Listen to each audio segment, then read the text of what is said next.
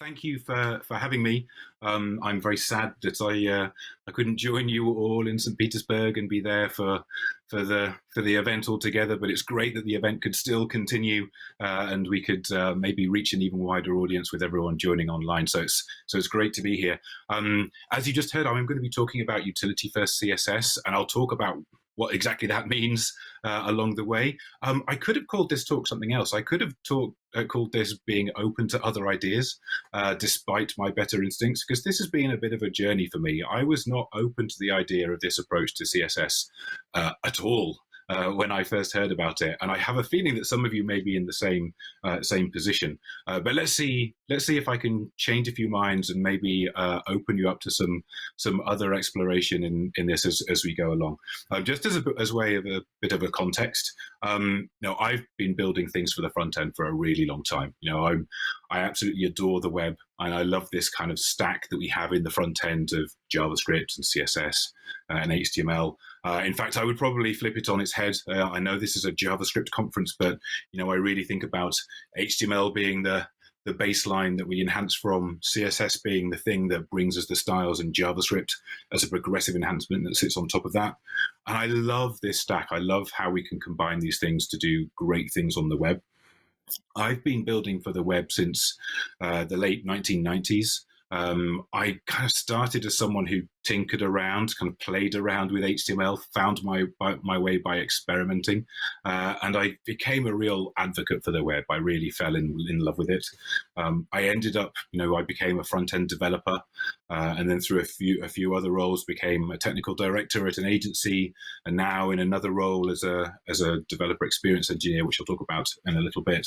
But throughout this entire kind of journey, it's fair to say that, maybe I've felt that I'm a bit of a purist at heart. I think like many of people developing for the web, I'm very opinionated about the way we build things.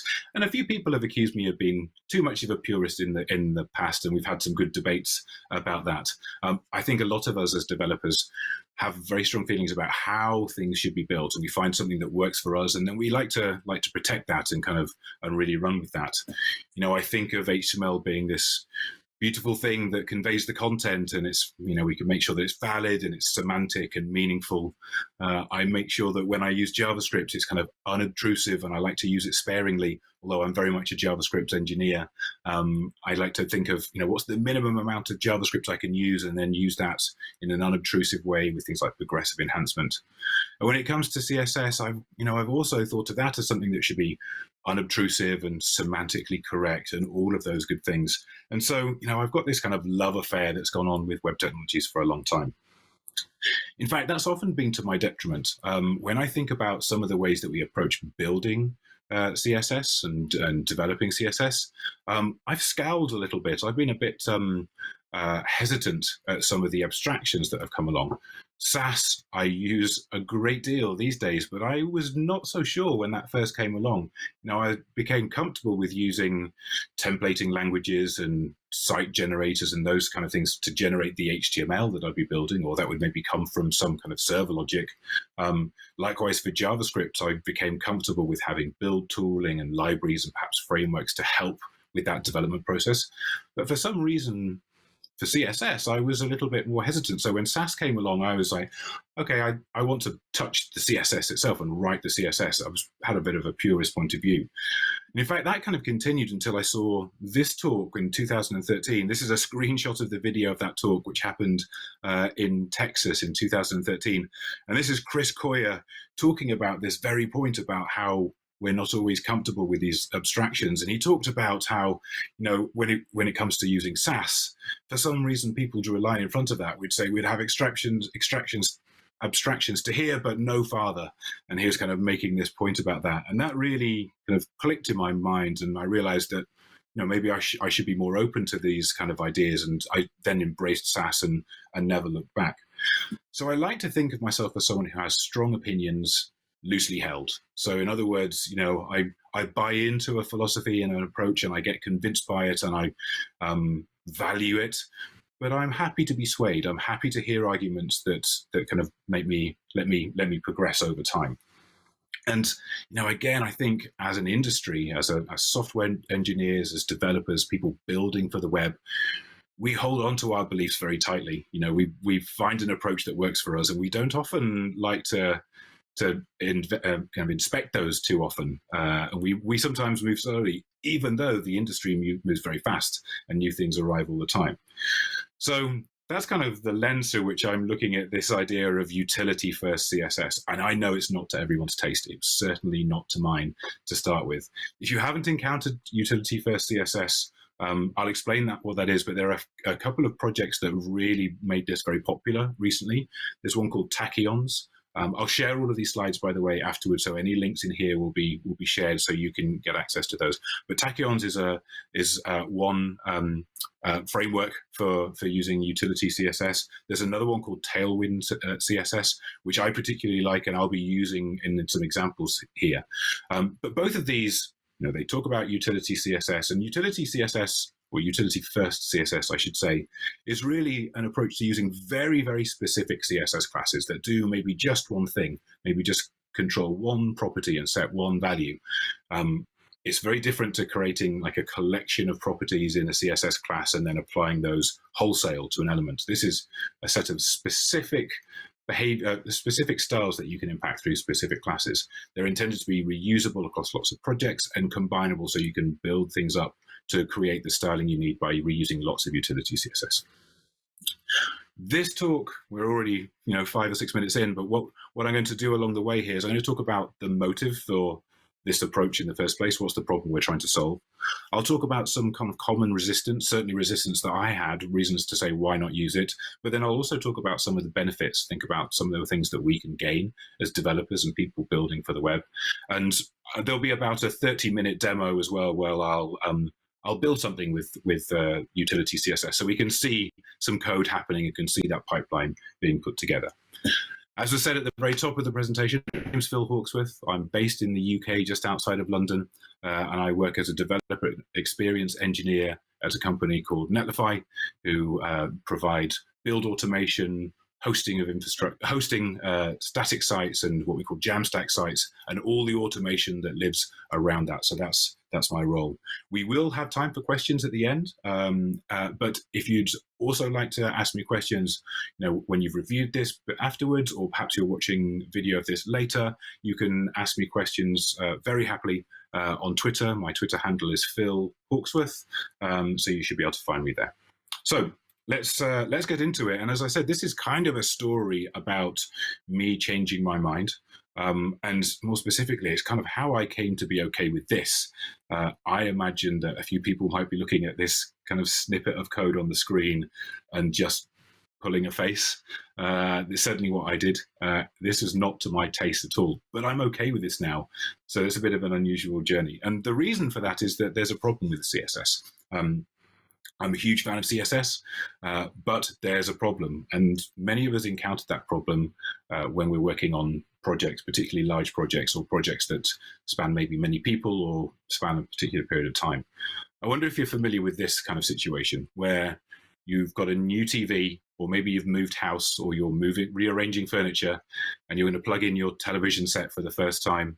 And this time you think, okay, all of the cables at the back of my TV set are going to be tidy and organized and easy to manage and out of sight and look a little bit like this. And that starts really well when you plug in the power lead, and maybe you plug in like an HDMI cable, you tie them up and you route them carefully. But then over time, the things that are in that cabinet there, the things that are in the back of the TV, start to create this mess of wires that we always end up in. And sometimes it gets completely out of hand. I think of CSS like that. Every time I started a project, I would start again with a blank sheet.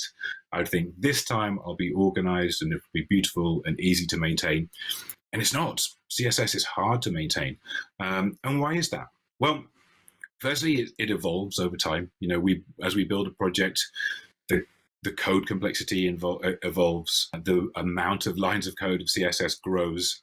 And that can be a lot to manage.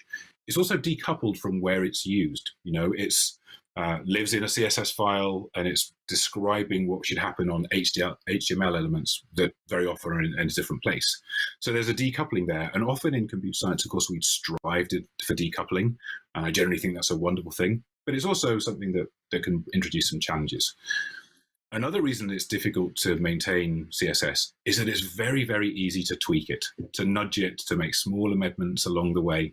And for someone who maybe doesn't know everything about how an application was architected and planned, it's very easy for someone to start making changes and through trial and error, get the result that they need without realizing that they're toppling a house of cards somewhere else. And so there's a load of approaches that have come up to trying to solve this problem. You've probably encountered several of them yourself. I mean, I mentioned Sass a little earlier on as a way of organizing and generating different structures in your CSS.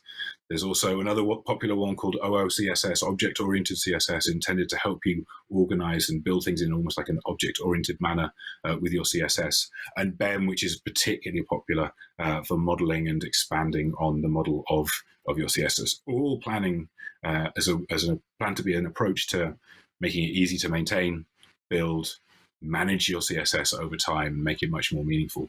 So this idea that it will create this kind of clean, calm decoupling, so you'll have pristine semantic HTML and pristine semantic CSS that you can then remix and reuse. And we saw that years ago with the ever popular and kind of delightful CSS Zen Garden, which was a great experiment to see how good this decoupling could be and how we could have one HTML file that could have different CSS files applied to it, to produce different results because of everything being so unobtrusive. And this notion of the code being unobtrusive and not, bleeding into the HTML is really important. It allows for this good decoupling.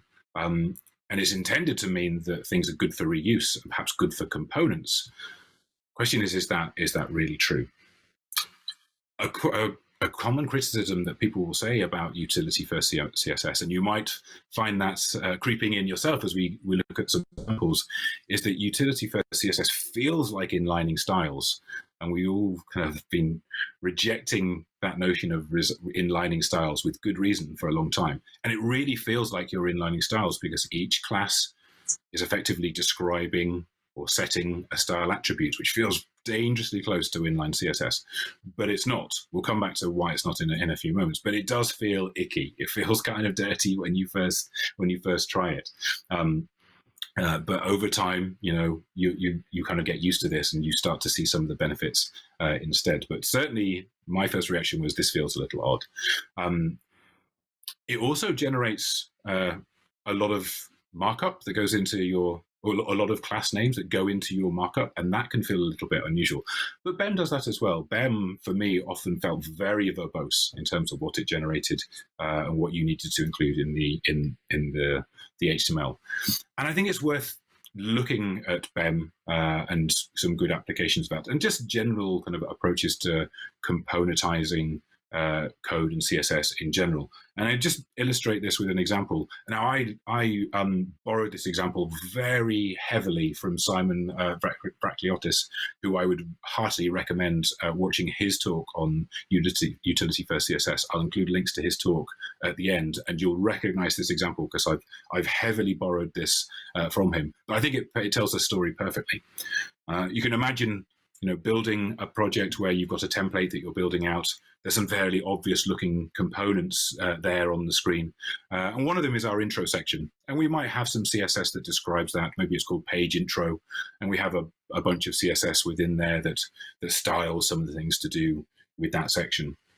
Now, sadly, as we know, page templates don't stay the same forever.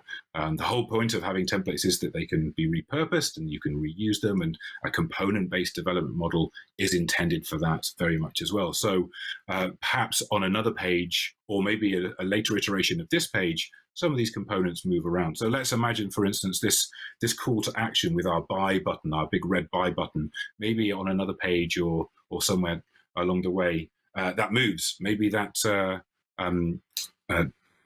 moves from this place at the bottom of the page and moves up to the top of the page where it sits above the intro section, and dropped in there instead.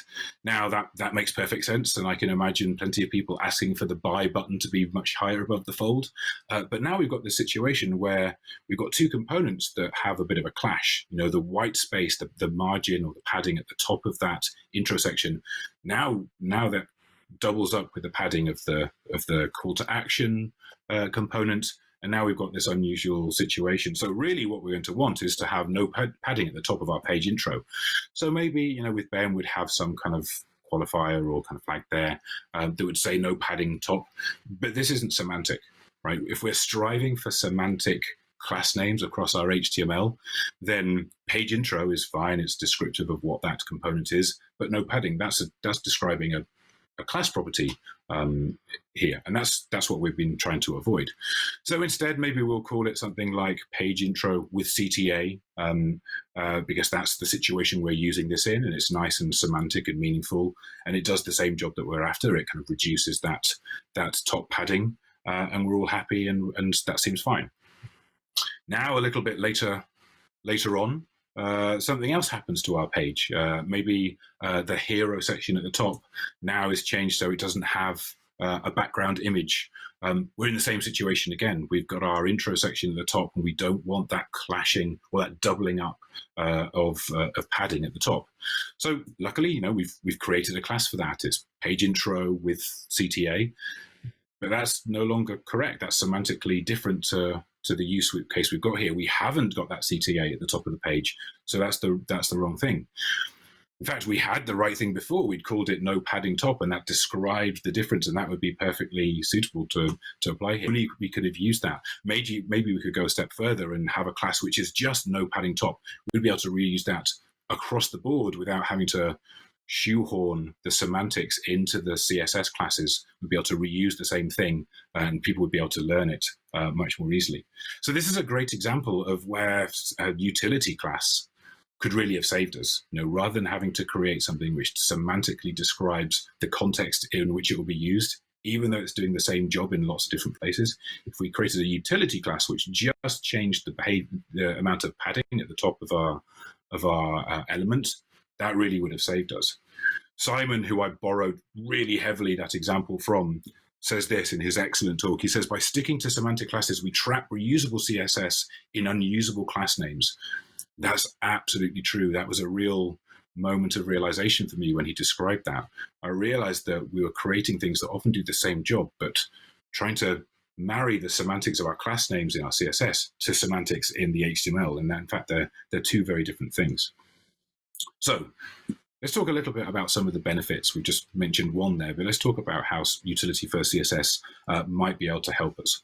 Well, first things first, utility first CSS works on the basis of a great big set of utility classes that we can use. That means that we very often don't need to write much or sometimes any new CSS at all. We have our tools ready to use, and we can simply be decorating our elements with class names in our HTML. That really helps with context switching. You probably have been in the situation yourself where you're going backwards and forwards between the HTML that you're styling and maybe adding classes to, and then over into the CSS to build out those classes, make sure they do the right thing, make sure they don't impact anywhere else in your code. If we're working this way, we can stay in the HTML for the greatest amount of time. So you can stay in the place that you're working. Now, this is great for things like speed of deployment or development, I should say. You can move quite rapidly when you're staying in the same context. But also in terms of maintainability, this is really nice. It means that you end up being able to understand what a CSS class is doing to your HTML simply by reading the HTML. You don't have to go hunting and investigating what is happening behind the scenes. It also increases portability. And what I mean by that is not just being able to reuse code in your projects by being able to reuse it in different components, but actually going further, the code can actually transcend projects. We'll end up with a set of utility classes that we use in all of our projects, and in fact, in different companies and different organizations. A developer who's been working in one organization using TailwindCSS If they go somewhere else on a completely different project, never seen a line of code of their CSS, they can be productive very quickly and know the same conventions. And we'll see that familiarity start to come forward in some of the examples when we start moving some code around quite shortly. This idea of each project we start is like, well, this time we'll have that new approach, like wiring in that television. This time we'll have the better approach, a different approach. Things change over time, and very often I'll look back at some CSS that I've written and not understand why I've done things a certain way, because I evolve my approach so much over time and over projects. Also, of course, designs are different. So some of the components and the techniques that we might use need to evolve for the designs. Utility-first CSS means that we boil that down to the smallest building blocks so that those building blocks are consistent, even though they're being used for different designs. We try to have common components, of course, per project very often, but now these components can, or the way that we're building our components can be, they can span across different projects entirely. So a lot of times we have utilities that are common now. Sometimes we've in the past we've maybe used things ourselves. Maybe that we've used like the slightest hint of a utility-first CSS approach by thinking, well, I'm going to need to hide something quite often. So rather than creating a class that describes this thing in this state hidden, we can have a hidden class that maybe just has a display none or something similar that just simply hides anything that we tell it to. So utilities like that are often quite common, but now this is taking that to the extreme. So with this approach, we can write no CSS on a project often, maybe not entirely, but the amount of CSS that we have to write and therefore maintain can be vastly reduced. It would be foolish of me not to talk about some of the doubts. This was my reaction when I first heard about this. This is horrible and not for me. And you may well be thinking of that yourself and thinking, oh, inlining styles is bad. But remember, utility-first CSS might feel like inlining styles, but I promise you it's not. Let's take a look at what I mean by that and think about why inline styles are bad, because they certainly are. And I'm not advocating for inline styles. So here's, there's a couple of ways we might think about inline styles. Here's one where we've got our markup. Just a snippet of some markup along the way. And somewhere down the page, in the middle of our content, we have an unexpected style block, which describes some kind of style properties. Now, by doing this, by adding style blocks in the markup itself, rather than linking to it in the head of the document all in one go, it means that we interfere with the rendering. This is render blocking. The browser can't begin to build the layout until it knows all of the styles. So it will parse all of the styles where it finds them in the document before it does anything. So this is render blocking. And so this is a reason why inline styles are bad. They're bad for performance. Also, finding these styles to maintain them is tricky enough. We're baking some of the styles into unexpected places in the content. Another way we might think about inline styles is here, right? Inlining them directly on an element in the style attribute. We've all seen things like this maybe generated from a CMS or a content management system, or we've maybe been adding these ourselves in the past. I know how I had once upon a time. But here again, we're describing style attributes that the browser needs to understand before it can move on. So it will block the rendering and interfere with the performance. One of the reasons that this is not bad is that it is impacting just the attributes, the elements that it's applied to. This first thing of font weight bolder and the height of 100 pixels at the top here, that is impacting just that element. So that's not so bad, but it's impacting performance and it's difficult to maintain. That's kind of key. So, reasons that inline styles, this isn't why they're bad is because of things like damaging the document semantics. They don't impact the document semantics, actually. The semantics live in the HTML attributes and not the style class themselves. The class names that we use in our CSS, they don't need to be semantic. They're not for the computer. They're not for to infer meaning about the content. Those are for us. Those are for the developers. So they should be meaningful to us. Also, it's not bad because of coupling content to design. Now, we might have mixed feelings about that, but I would argue that sometimes this is desirable, and we'll look at some of that in a moment. This is an example of some utility for CSS where we're applying a particular shade of blue to the text color of this anchor tag. We're embolding the text, the font itself. We're setting a size for the text. We're setting some padding size on the y-axis there. None of this changes the semantics of the page, and it could potentially be useful for the person reading it, but also it's not inline styles. This isn't something that has to be parsed before or interpreted as style rules before anything else can happen. This isn't like a style block or an inline style. It's not too dissimilar really from having something like this, where we've got maybe a style that describes a navigation link and another style that describes it as being active, or maybe something like this. Again, harking back to the example we saw a little bit earlier on. A big reason that I rejected this approach to start off with was repetition. When I start to see something like this made my eye twitch a little bit, thinking about declaring all of these styles for each of these elements, where really we just want one class that describes all of those. And that's fine. We can start to add further abstractions on top of things. There's an approach from TailwindCSS, which we'll see shortly, where we can start to add our own classes as well. This is just CSS in the end. So we can start to add maybe an abstraction class, which is for the primary navigation, so we can use it in this way. But within that, we're applying the same rules, the same utility class components or building blocks, if you like, behind the scenes, and we'll see that shortly. Separation of concerns is something that I've often thought about. I've been a bit of a purist, as I mentioned earlier, about content being in HTML, style being in CSS, behavior living in JavaScript, and those things living in different places. But now we start to build more things with a component-based model. We start to understand that really, as long as we're not impacting rendering or corrupting the semantics of our HTML, which we're certainly not with utility CSS, often the way we want to organize things across our components is by including all of those things on our components, not having them abstracted away into completely different places. So there are lots of different approaches for organizing those different parts of our front end so that they can be organized together and impact each other in sensible ways rather than in harmful ways. A very common criticism for utility first CSS is about bloat, about using this huge set of CSS rules that we ship for everything. Every variant of every style of every class.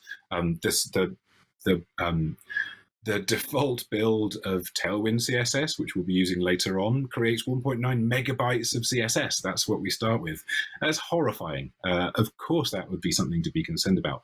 But we don't ship that to production. That's not what happens. We use that along the way, but then when we build our production build, we purge all of the unused classes, and that's baked right into the workflow. In fact, with utility classes, we end up with a much higher rate of reusing those classes, which makes for a smaller CSS footprint on the whole as well. We'll see that again a bit later on. So I've spoken for almost half an hour. I think we should have half an hour of doing it. Let's get real. Let's make something. And the question is, what should we make? And this seems like a good opportunity. Let's focus our attention on rebuilding a page from the conference website and see what that experience would look like. First of all, let's create our build pipeline to do that. I'm not going to build all of the HTML from scratch. I'm actually going to steal it. That's one of the benefits of the web. And let's get into that. So let's look at the HolyJS website and kind of think. I'm going to go to the English version of the page to make it easier for myself to navigate around. And we can see we've got some things that look like obvious components there for the speakers. I'm going to do this in the narrow view. I'm not going to do the full responsive approach here, just in the interest of time. But I can talk a little bit about how that works. Also, doing it narrow like this means that we can have that on the screen. I've got limited screen real estate to show you here so that you can see what I'm doing. But yeah, there's a bunch of components and various different bits and pieces. So let's use this URL and let's grab the HTML and a bunch of the attributes, the assets for this. And there's a nice trick we can use for doing that. So I'm going to first of all make a little directory and call it HolyJS demo.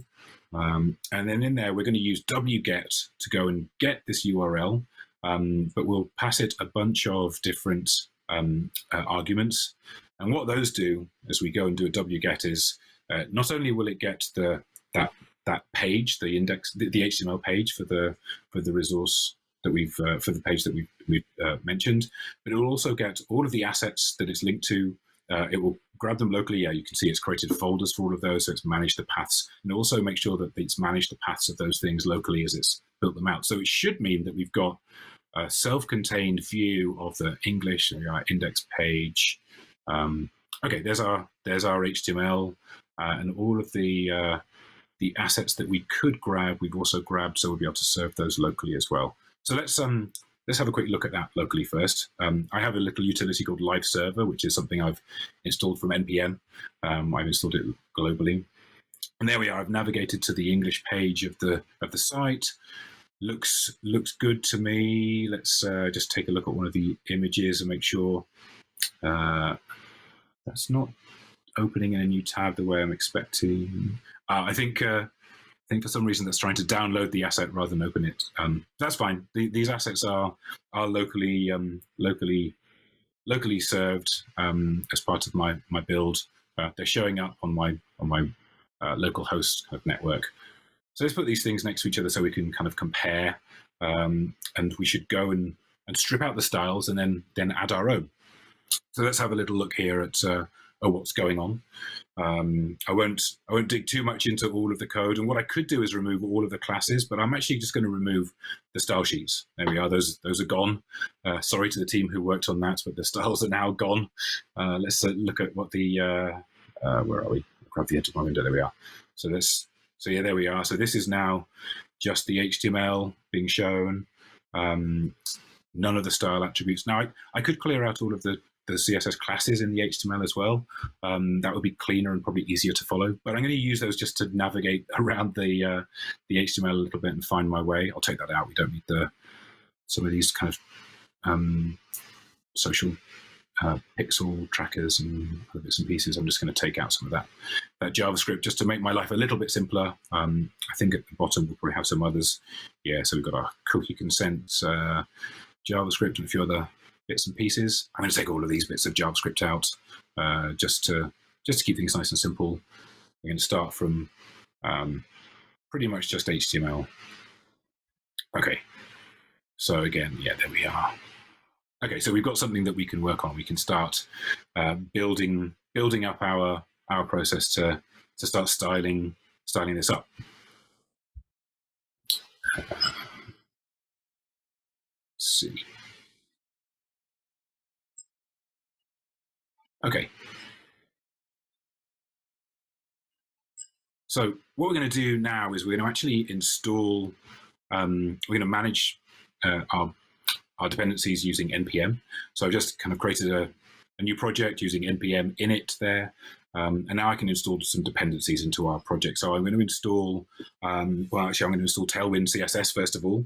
So NPM install TailwindCSS. I'm also going to install PostCSS, the PostCSS CLI, so we can use that to actually, that's what builds TailwindCSS. I'm also going to install an auto-prefixing library as well, so we can get some browser prefixing kind of baked in for free as well. And so as I'm just running the install of that, we should see our package JSON file slowly tracking our dependencies that we've added. Okay, great. So we've got that. So now, before long, we're going to add a script to run our builds. But before we do that, we're going to need to actually add PostCSS configuration itself.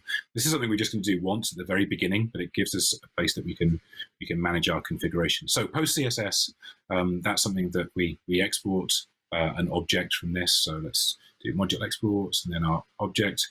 The object is a list of PostCSS plugins. So that's plugins. And that's an array of the plugins we want PostCSS to use for us. So we'll require Tailwind CSS. We'll also require our auto prefixer.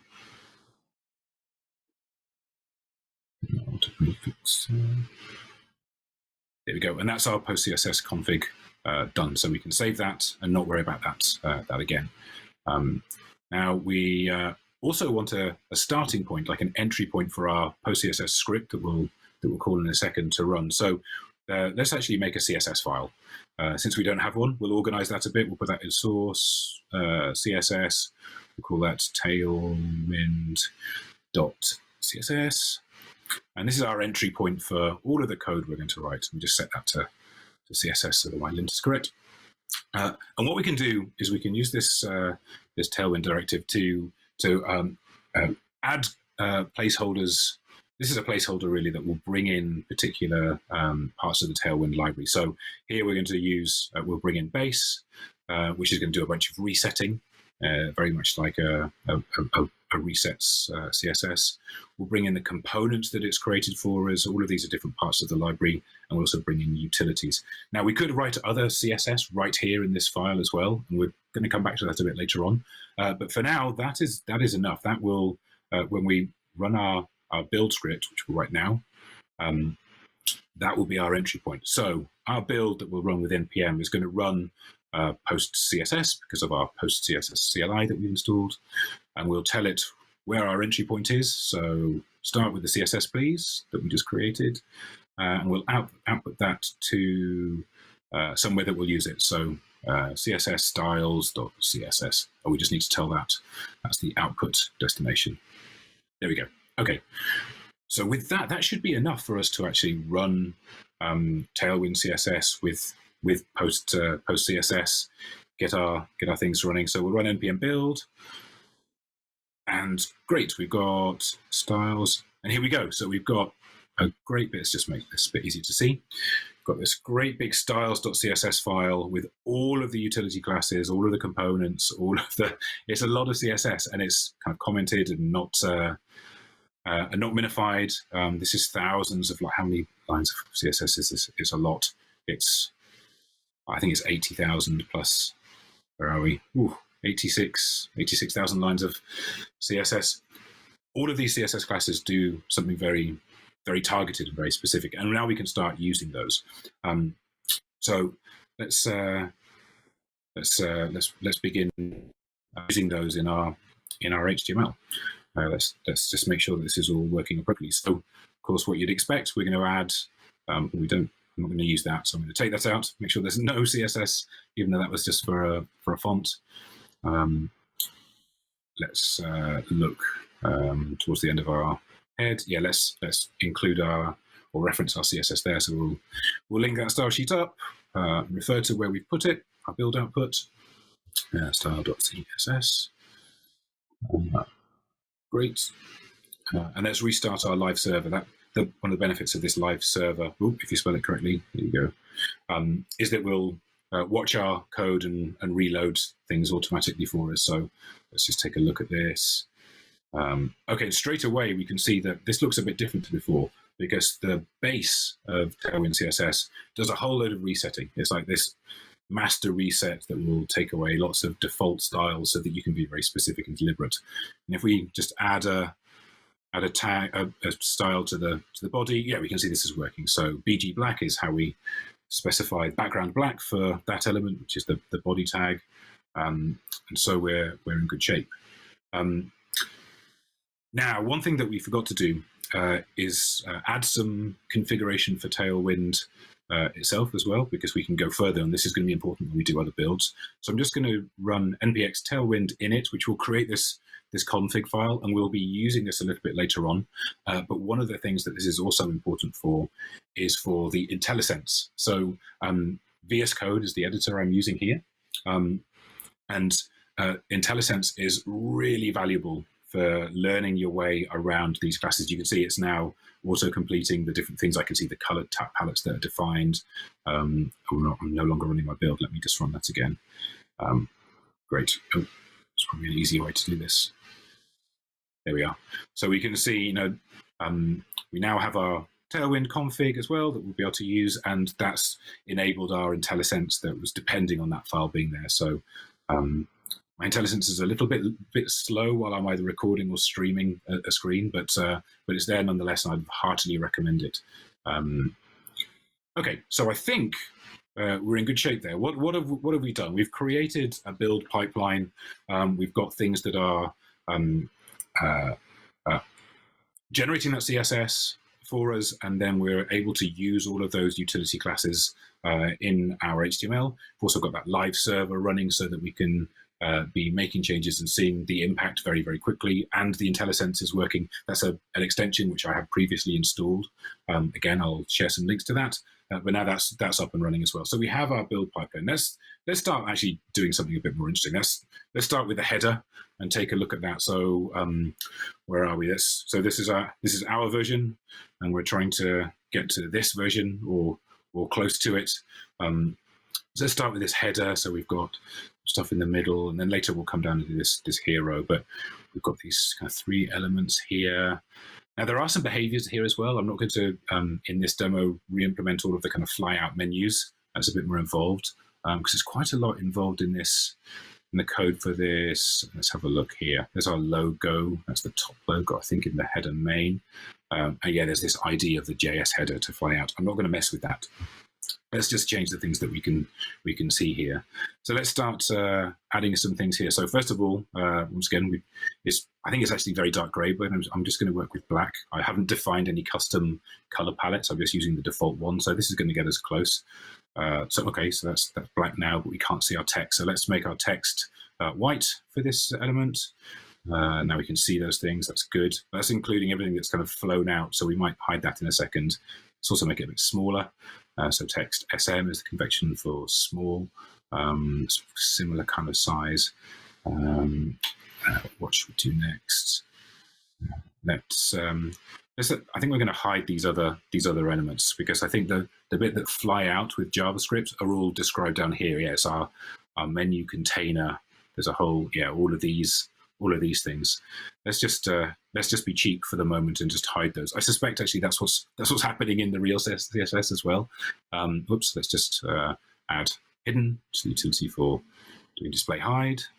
Okay, great. There's something else. There's this other button call to action which wasn't visible before. Let's get rid of that as well. So let's add a class of hidden on that as well. Now you'll notice I'm not clearing up the other CSS classes there. It would be much clearer if those were all gone, but I'm just leaving those there so it's easy to navigate and compare. But those, of course, are not being used now. We're just using the things we're adding. So let's use Flexbox here to kind of organize those kind of columns at the top. Use justify between to flex those. Also, let's align them vertically a bit better. Okay, that's centered. I'm not going to mess with the kind of the button to fly out for the moment. I'm just going to get this roughly in the right place. We definitely need some sort of padding. So let's put padding of 3. The units of these things are all based on rems. So there's a scale which is consistent across there. I think we need a bit more, maybe 5 to get that kind of similar. And we've got a shadow here as well. Let's create the shadow of that element using shadow. Does that look like it's a bit faint? Maybe use shadow large a little bit more. That's a bit more visible. Okay, great. Oh, but it's scrolling off the top now, so we actually want to have position fixed. So let's fix that. So we'll add fixed to that element as well. Okay, so that's looking a bit more like the that element. Again, we haven't put the handle to fly things out, but I'm going to be a little bit cheap and just get the broad layout there done. Okay, so okay, that's that kind of header piece done. Let's move on to the hero image. Let's just keep making progress and rattle through some of this. So let's spend some time working on this piece here. Now, I've got these interesting buttons with all that gradient background on that button. Might do that in a couple of phases. First of all, let's find the right place in the HTML and start making some changes there. That looks like our big logo, the dates. Yeah, the dates I'm seeing. Okay, yeah, these buttons are all kind of chunky and on there. Where are those? Those in this button wrapper. Okay, so they've got some kind of utility-like classes with button hero, button schedule. I see button schedules being used for schedule and tools because they're kind of the same. So that's kind of a good example straight away of how things don't always stay consistent forever. So let's I think this is our place to start. I'm gonna make this a bit simple for myself to start off with, and I won't do the transparent background just for the moment. Let's see if we've got time. But that seems to be impacting the right thing. Again, we need that to be, the text needs to be white there. Let's make that white, and let's add some center that. And I think we probably need some margin or maybe some padding. I have 6 units around. Okay, that's shrunk our image down a little bit. I think I might also just kind of cheaply add a bunch of padding around that image to bring it down to the right size. That means it's relative to the width of the item, maybe a bit more, 20. Okay, that's looking kind of close to where we were before. All right, let's keep working our way down and maybe working on some of this text here. So where are we? We've got our hero info, conference date. That looks like where we want to look next. So let's just comparing these.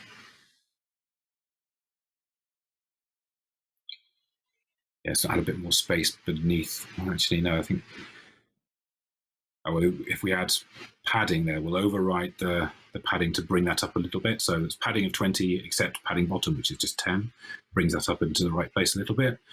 And then let's start adding, whoops. Sorry, I lost my place in the code. Okay, there's margin bottom 6 underneath the date, maybe a little bit. Let's just do that on the container instead, I think, to put it beneath the outline as well. There we are. That's jumped into the right place now. Don't think we need that BR.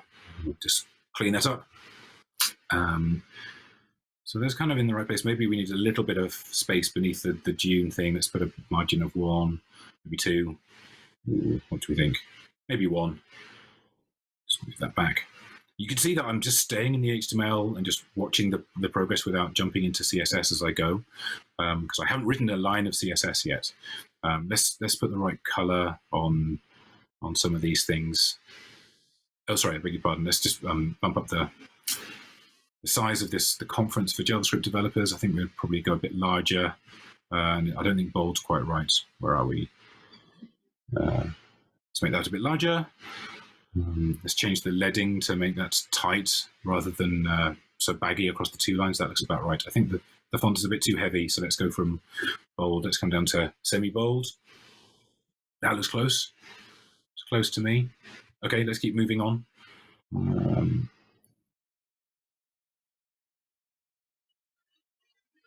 Yeah, padding looks a bit closer now.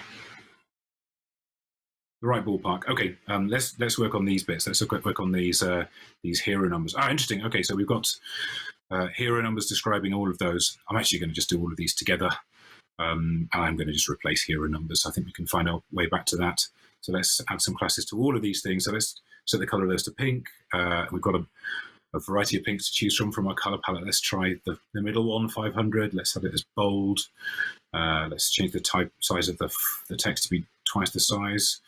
Close, not quite the right shade of pink, but I'm not going to make custom palettes at the moment. Let's just use with what we've got to start with. Let's also make those block elements so they go onto their own lines. Okay, better. What else can we do here? Let's just add the right spacing above each one. Looks a little bit closer.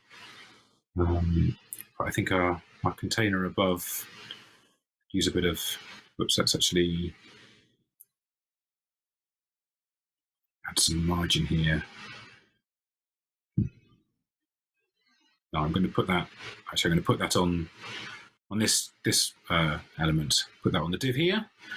Margin top of, let's say 10 to bump that down. Okay, that's better. That looks a bit more like it, kind of close.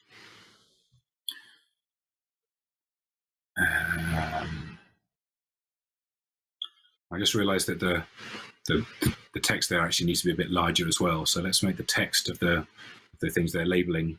Let's bump that up a little bit, go to text large. That's pretty close. I think that's pretty close. So what's next for us here? Just doing a quick compare. I think let's just add that padding not to the top, but to the top and the bottom as well. So margin Y is the margin on the Y-axis. Yeah. In fact, I'm going to bring that into this element. There, look, of course, I'm not writing the HTML for this markup. I'm using the HTML that I found, so I'm just working within the structure that I've got here.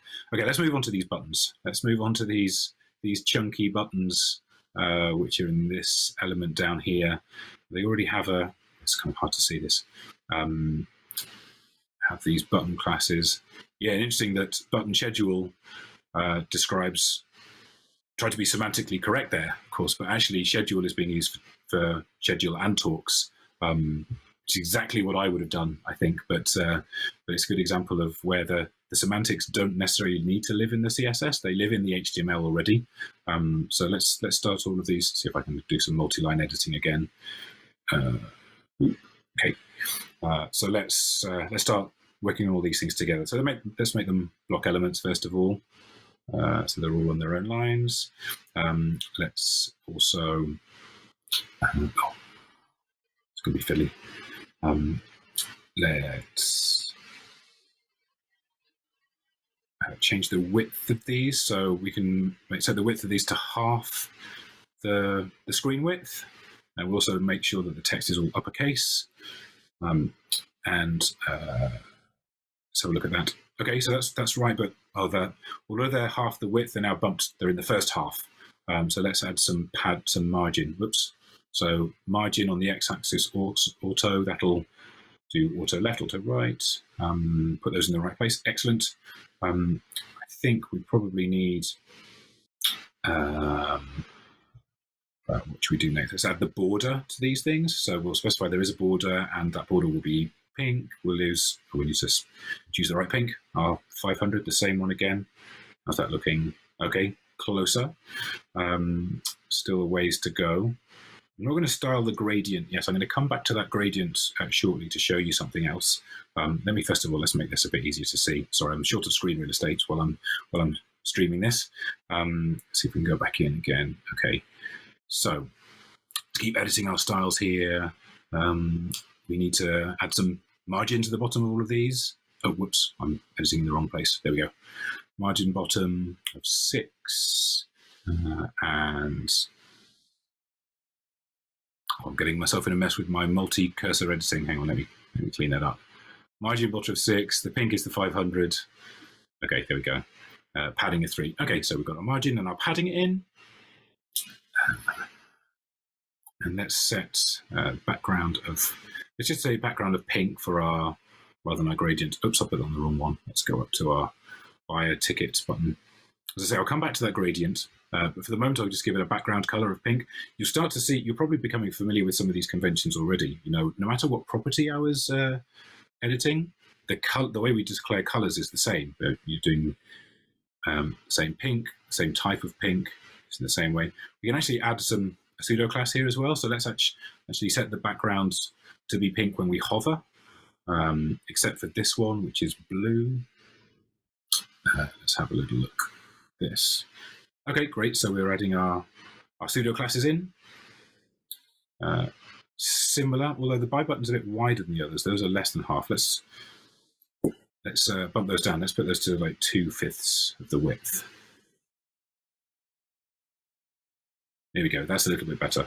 I'll come back to the gradient. Okay, so this is looking close. I know there's a few differences that we haven't addressed, but I haven't written a line of CSS yet. All I've done has been adding classes. I'm not familiar with the CSS that exists on the site already. I'm using the same HTML that existed before, and we kind of got the basics of our hero there. Let's tackle that gradient, because that gradient isn't part of Tailwind CSS as a utility class. but it's still just CSS under the covers. So let's address that. Let's deal with that now. Let's make sure that we can do that. And perhaps while we're at it, we'll also look at all of this unstyled HTML. We've got p tags for all of our paragraphs throughout. I don't really want to have to go to each and every one of these and just say, class of, give it a margin or padding bottom of 6. Do that for everything. That feels like it's something that's global, and I wouldn't be making exceptions for. Or rather, I would only make exceptions. I'd rather have the normal thing as the baseline. So let's go into our CSS file, where we haven't written any CSS so far. We just included the existing CSS. But we can start writing CSS, which applies across the document here, just as we always would be able to do. So I'm going to use this apply rule here, which means that I will be using the same utility classes that I would have been using in the HTML. That's great because it means that I'm sticking to the units of color and size and whatever else. We don't have any kind of new magic numbers. We're sticking with those units. I'm just going to run that build to generate the CSS again, go back to my server, reload that. Okay, great. Now we're getting our p tags have the right kind of margin everywhere that we used. But we can now continue to extend those by adding more utility classes along the way. Got a good baseline. But let's deal with these things first. Let's start adding all of these things have this fancy border, this kind of gradient border. We've got a gradient background. So I snooped around the HTML for this and saw the CSS that was being used. So I'm going to borrow it.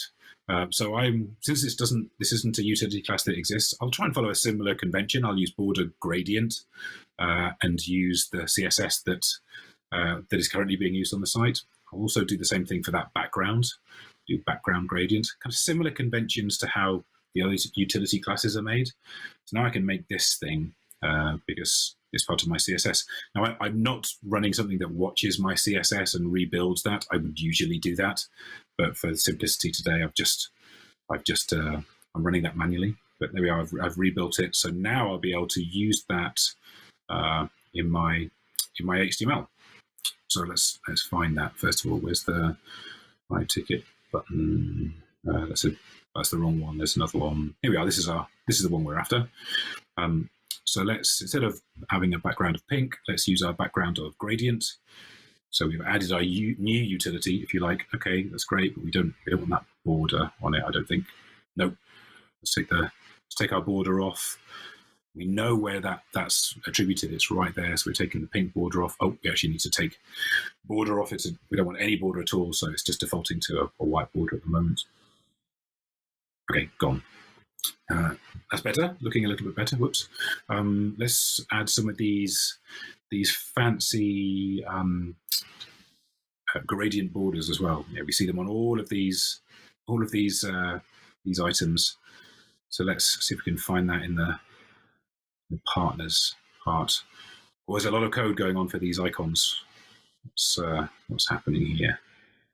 Partners. There's a card. There's a button. Let's have a look at our one. Interesting. Okay, so we're seeing all of these twice here. I guess we've removed some of the styling that I guess was hiding some of this. What do we have here? Okay, so there's some behavior going on. So there's a button, I guess does some kind of tracking of seeing what the interest is and maybe pops things up. I'm imagining that the original CSS was hiding all of these remodal classes. All right, I'm gonna hide all of those.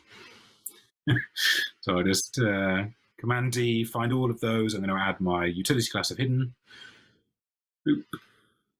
Okay, great. Our duplicates have gone. They're still in the markup, but I've just hidden those. So let's just deal now with the bit that's left. I think actually there's a lot of code in here. I think I'm actually going to be ruthless, and I'm only going to do this for the gold sponsors. I'm sorry to all of the other sponsors and partners. You're important to the event as well, but only the gold sponsors are getting their stuff styled. I'm taking these other ones out of my my version of the HTML just because it's a ton of code. I want to make it just a little bit more approachable. Let's take that out. Okay, apologies to the partners, but the gold ones will be featured in this in this demo. Okay, so let's have a look at doing some styling of these things and using our new border class. Okay, let's find our way through the code again. Okay, gold partners.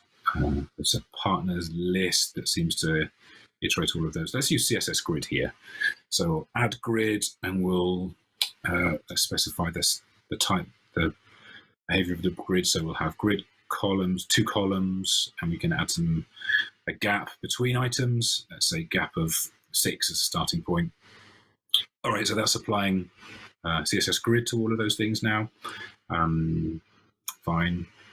Let's get our border on those things. So I think that's each of those is a partner card now. So let's add our classes to those, the partner card. So let's add a border and a border of gradient, which is our new utility that we created in our CSS. Great, that's in. Let's just mess with the padding of this. Keeping an eye on the time because we're at an hour. And I want to make sure that we have time to wrap this up. But let's just conclude this part maybe by adding a bit of padding,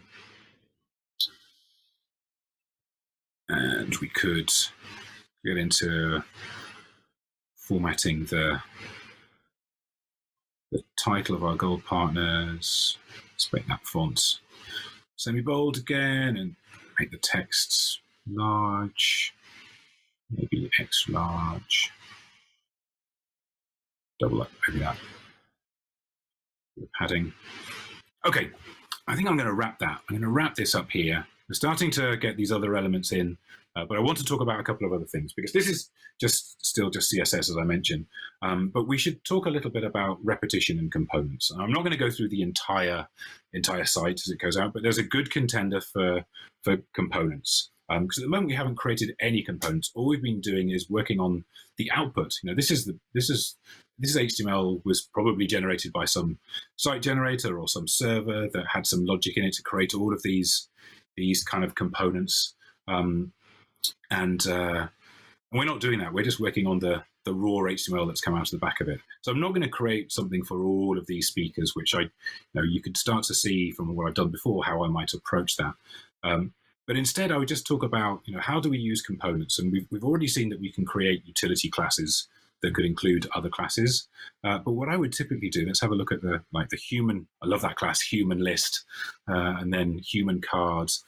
Yeah, there's a lot of HTML going into each one of these speakers. There's all of this. So I'm not going to do that for you right now. But what I'll do is I'll just describe how we might do that so that we're not creating lots of reused markup. So typically, we might be using some kind of templating to generate this HTML in the first place.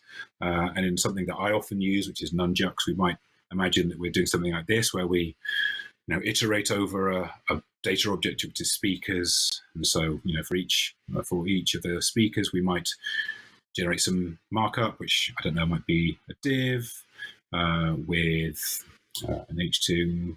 Oh, my IntelliSense is slow while I'm doing this. So we get the speaker name maybe, and then what else have we got in here, like their company or their job, or where they work. So let's have a P class of. We'll expose the speaker. Oh dear, they will work. Speaker work, we're outputting those things, and so on and so forth. Then we'll be describing, adding our class styling here. So we'll be doing this just once for our kind of component that we're making.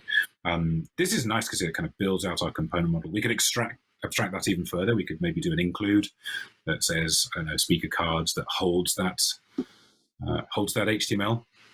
And this is a component that's reused, and we're defining the classes that impact those styles there and in one place. That's kind of a nice way of avoiding having to do this very, very repetitive task, creating all of these things otherwise. So that's avoiding some of the repetition and building out components. What about the bloat? I mentioned at the beginning that it's a huge amount of CSS. How do we deal with that? Well, it turns out that, let's have a look at this. When we run our build at the moment, we're running our post CSS build, and it generates 1.8 something or other megabytes of CSS. That's this beast up here that we looked at earlier on, ton of that.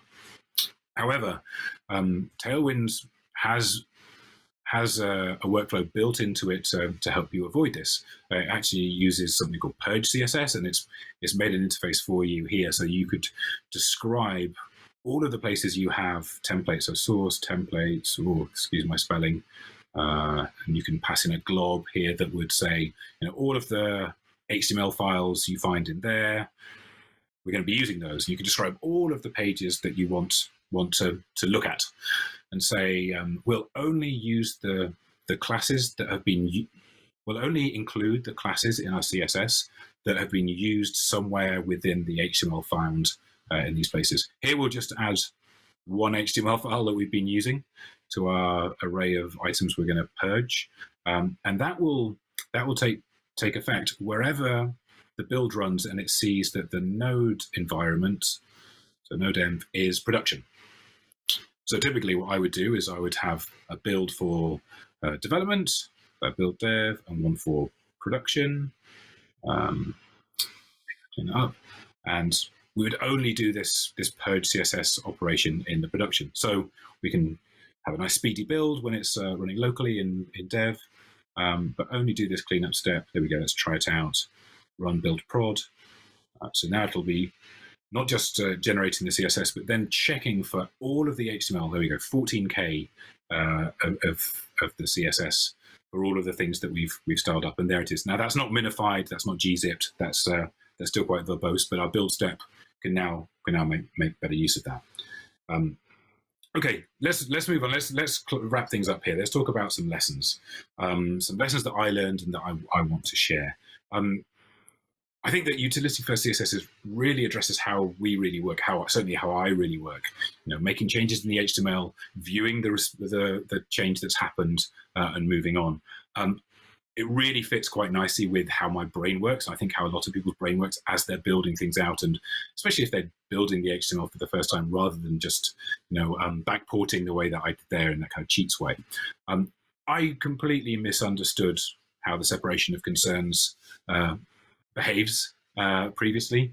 I didn't really appreciate how CSS, the semantics of CSS can be decoupled nicely, and we don't need to worry about the semantics of the CSS.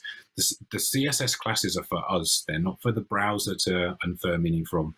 So I hadn't really appreciated that properly. We're not impacting the semantics of the HTML.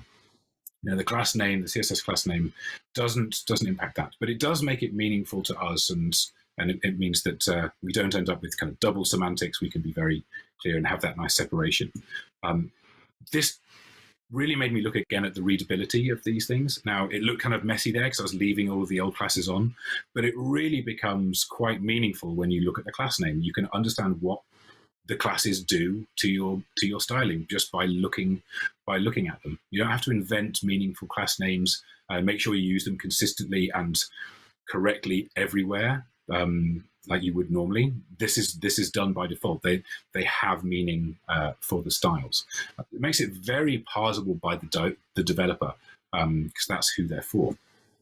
Browser performance is maintained here. We're not inlining code. We're not adding bloat.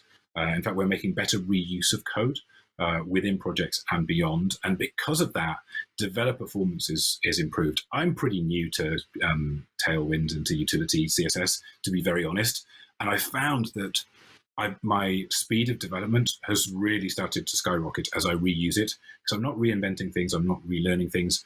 I'm just compounding my understanding of those classes. And before you know it, you don't need to look them up or refer to the IntelliSense. They kind of trip off the keyboard quite nice and quickly. As an industry, we kind of hold on to our beliefs, but the industry moves quite quickly. I think it's healthy to reassess things. That's what I did, and that's what brought me to appreciate this and be prepared to use it. it's important to I think to reassess how we do things and why we do them. It's very easy to get stuck in a rut. I certainly have been in the past and rejected things beforehand out of hand without hearing people give persuasive arguments about why I might reconsider that. Speaking of which, some resources, things that would maybe help you to take a look at this. I cannot recommend this talk enough by Simon Vakri-Lotis. I sourced a few things from here quite heavily from that, including that kind of component demo. I'd really recommend watching it. He articulates this whole argument really beautifully. It's what persuaded me.